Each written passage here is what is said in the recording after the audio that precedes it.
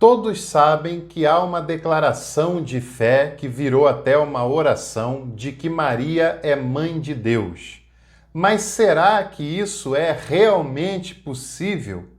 Será que Maria era mesmo mãe de Deus? Quando foi que essa afirmação se deu pela primeira vez na história? Assista esse vídeo até o final que eu te conto. Eu sou o Dr. Jansen Racco, sou teólogo e historiador, atuo como professor há 15 anos e quero dar as boas-vindas a você no meu canal e vamos juntos fazer teologia.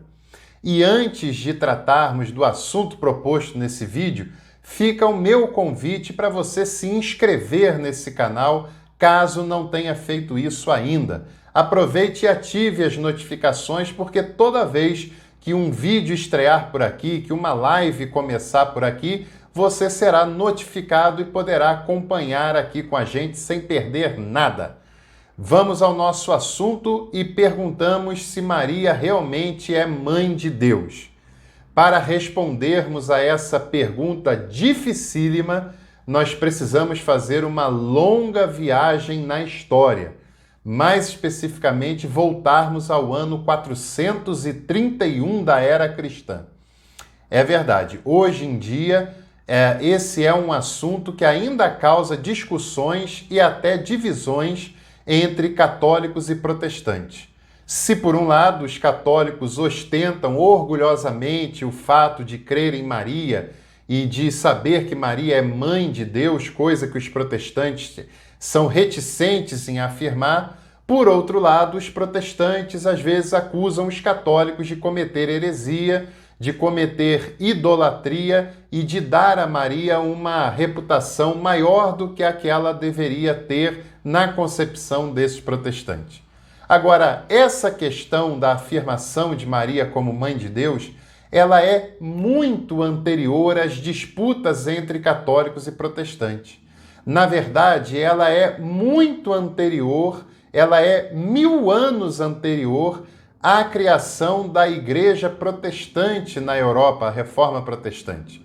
Então é uma discussão que é muito anterior ao catolicismo romano, ao protestantismo da Reforma, é uma questão conciliar.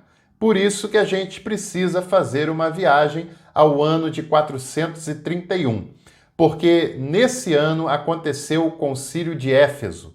O Concílio de Éfeso foi um dos concílios mais importantes da antiguidade e é um dos concílios cristológicos, ou seja, aqueles concílios que se reuniram para definir quem era a pessoa de Jesus, qual era a sua obra, qual era a sua natureza e como a igreja cristã deveria entender e se relacionar com esse Jesus.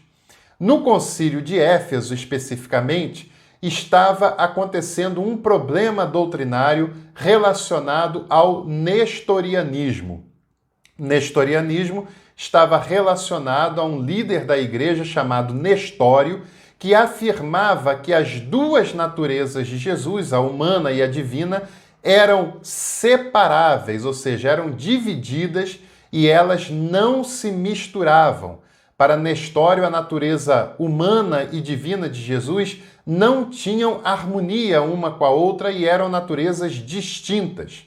Para o Nestório, essas duas naturezas eram distintas e, portanto, a gente poderia falar do Jesus humano e não falar necessariamente do Jesus divino e vice-versa, uma vez que essas naturezas não se misturavam e não eram harmônicas.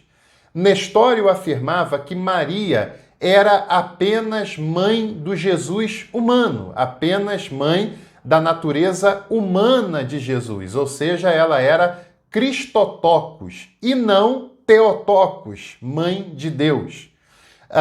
Na antiguidade, além do nestorianismo, existiram várias outras interpretações errôneas sobre a pessoa de Jesus.